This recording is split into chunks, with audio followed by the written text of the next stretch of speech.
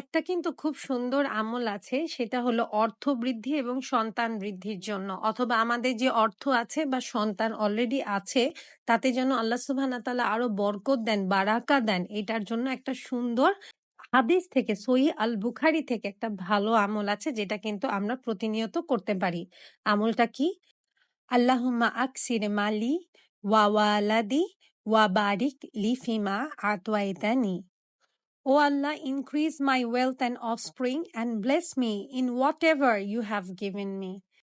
অর্থাৎ, হে আল্লাহ, আমার ধন সম্পদ ও বংশ বৃদ্ধি করুন এবং আপনি আমাকে যা দিয়েছেন তাতে বরকত দিন। আমরা এই আমলটা শুনে বুঝতেই পারছি যে আমরা এখানে আল্লাহর কাছে অর্থ সম্পদ চাইছি।